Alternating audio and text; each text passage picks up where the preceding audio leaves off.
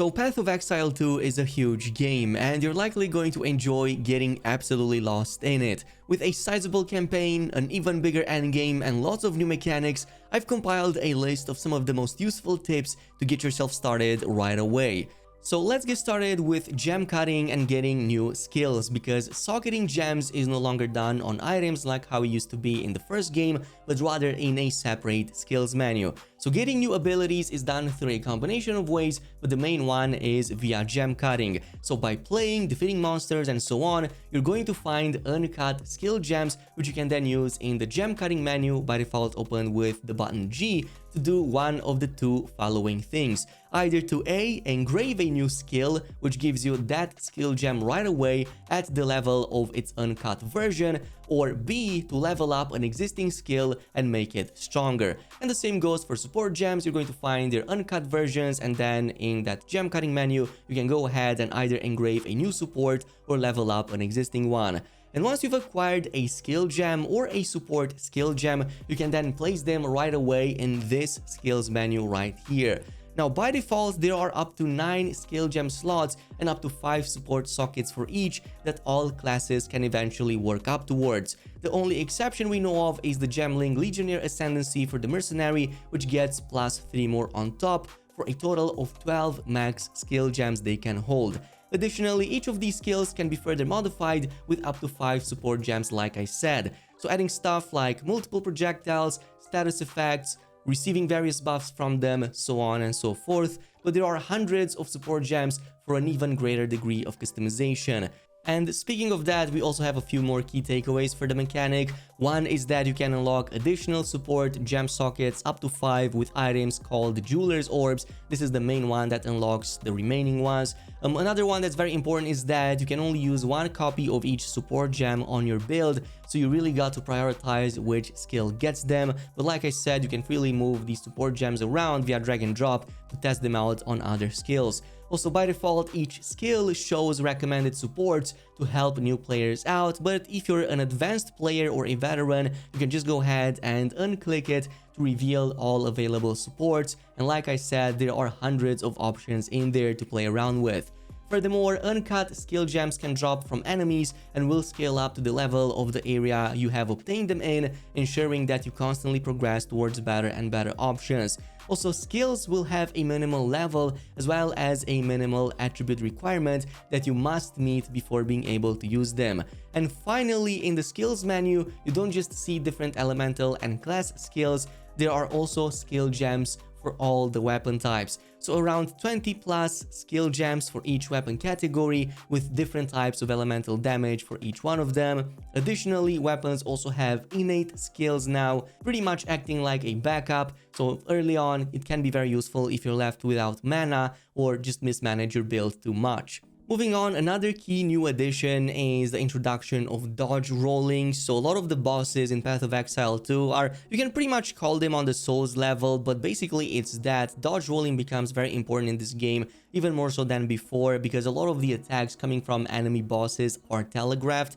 So by default, you pull off a dodge roll with the spacebar on the PC at the very least. This one has no cooldown and even includes path finding, so you don't just like get stuck in walls or whatnot. But because of this, it can also be used at animation cancelling, which is actually very useful if you are about to get caught in a devastating attack and are in the middle of spellcasting. It doesn't, however, grant any iframes like in other games, but it does let you avoid projectiles as well as melee attacks, and even provides some extra stun resistance. However, it doesn't work against AoE ground effects, so ground effects will still hit you even through a dodge roll. Also, because you don't fade during dodges, this still means that you can bump physically into enemies. So for example, let's say you get cornered, dodge rolling simply won't help you out. You have to defeat those enemies to move away. Also, dodge rolling is allowed in towns in case you want to, but keep in mind that it will not be faster than running. However, roll speed will scale with movement speed via passives, so if for example you want to dodge roll faster, movement speed, at least in some of the builds up until now, did help out with that.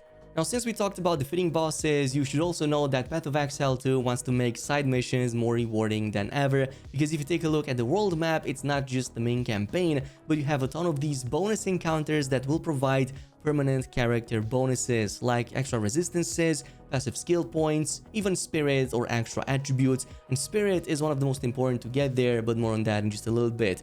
In the meantime, like I said, not just the main campaign is the one that gives you these, you also get a lot of these gray skulls on the map that are worth doing. Now, a lot of them are bosses that you can just simply go ahead and fight with. They will drop a consumable item that you can just go ahead and use and get that permanent upgrade, but there's others that are part of their own side quests. Like for example, in Act 1, there are a few ones, including one from a side quest that eventually drops an item that gives you permanent plus 30 spirit and extra uncut gems. And even earlier than that, you can fight other bosses that can give you consumables that grant permanent 10% to cold resistance. But there are many such examples throughout the entire campaign.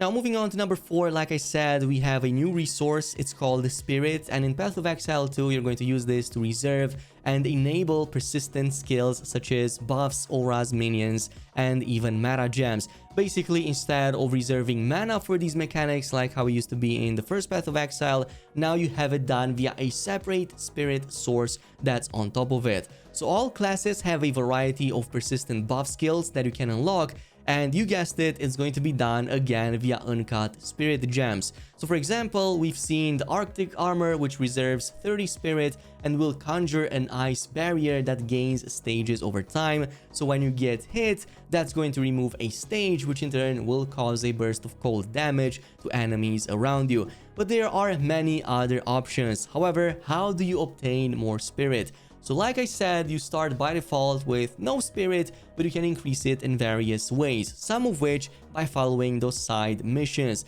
So one of those options is via quest rewards, like for example the Gem Bloom Skull from an optional quest in chapter 1, which gives you that plus 30 to spirit, but all story acts will have similar ones, for a total of about 180 for all. But I've even seen footage of ones that give you plus 10, so likely there are more ways to get even more spirit on top. And the second option is via scepters. Now by default, the witch starts with a scepter, and scepters at the smallest level give you plus 100 spirit. However, we've seen rare versions that can go closer to 200, possibly even more. As far as other uses go, besides providing buffs, there's also like the permanent minions for the witch. It's done from the minion screen, and for the witch you can just directly control the number of permanent minions you summon and also see their cost in spirit right from here, how much spirit they will reserve. Also, trigger gems is another one. For example, we had a really cool one called the Ignite, the Cast on Ignite,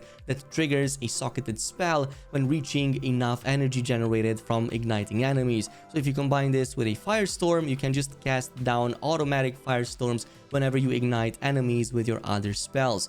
Now at number 5, Path of Exile 2 more than ever emphasizes skill combos a lot, where using one skill can augment the damage of another skill to provide an extra effect. So for example, we've seen that freezing enemies and then using armor-piercing burst shots with a mercenary lets you shatter those enemies to deal extra AoE damage around. But there's others, like for example, sorcerers can just put down firewalls and then cast spells through them to gain bonus fire damage that will benefit even, for example, lightning type attacks. Or equally, putting down poison clouds or oil grenades on the ground lets you ignite those pools for even higher bursts of AoE fire damage. But others are and can be just as useful situationally, such as using Frost Escape from a ranger and immediately following up with a powerful snipe. Which brings us to the next tip, and that is that you're going to want to probably use the dual weapon specialization newly added in Path of Exile 2. Basically, this lets you swap between two different sets of weapons and also have them dynamically switch weapon skills. That is what's making it very useful. Let's say, for example, you have different types of elemental damage in your build, like maybe fire damage skills and also lightning damage skills, and then you have two sets of different weapons, some that may buff up fire damage and some that may buff up lightning damage. Well, you can actually assign each of these skills to use one or the other set of weapons to take advantage of those bonuses. This is going to be done for each individual skill right here in the skills menu, and there's going to be an option at the bottom in which you can click which of the weapon sets that particular skill will be assigned to, so that when you cast it, it will automatically switch to the weapon set it's been assigned to, so that it takes advantage of that bonus. But the same goes in the passive skill tree. You can then choose to set out a passive skill tree differently with its own passives for each weapon set. So you will do so by picking up the weapon set first right here in the top right corner and then allocating the points correspondingly. And then when you swap between them, this is going to dynamically change in the skill tree as well. So very useful in the circumstance I talked about before, or when you're playing as a warrior and maybe want to use a one-hand option to be able to tank, but also have a two-hander to quickly swap to deal higher damage when the boss has been stunned. Now, on a final note, in terms of just character progression, besides all the things we talked about, yeah, in Path of Exile 2, you will also want to upgrade items you find quite often, because items as well as upgrade currencies are much more common compared to the first Path of Exile game. And the devs talked about wanting to provide more ways for us to upgrade items as we progress in the main campaign.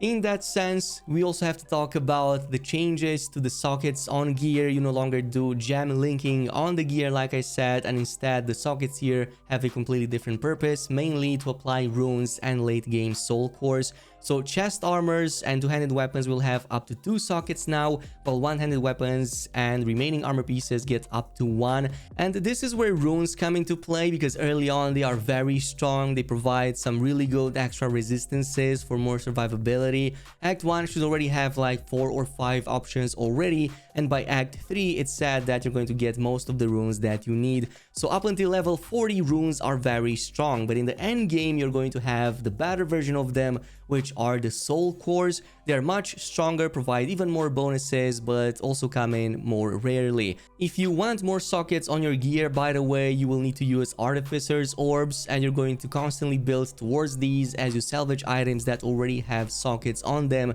but you no longer use. Let's also talk about disenchanting. Disenchanting also allows you to craft items even when you're not finding the currencies you need on the ground, because you can salvage the magic and the rare items to get special types of orbs. So magic items are going to be disenchanted at the vendor into transmutation orbs, and transmutation orbs are going to transform normal items into magic items with 1 affix. Meanwhile, the rare items can be disenchanted into regal orbs, which transform magic items into rare items, adding 1 affix. And from that point on, you can use some of the other currencies to add more affixes, up to 6 total mods for rare items, which is actually really good. Like I said, in Path of Exile 2, you're going to want to do a lot of that, and a lot of the drops will facilitate that even more compared to the first game.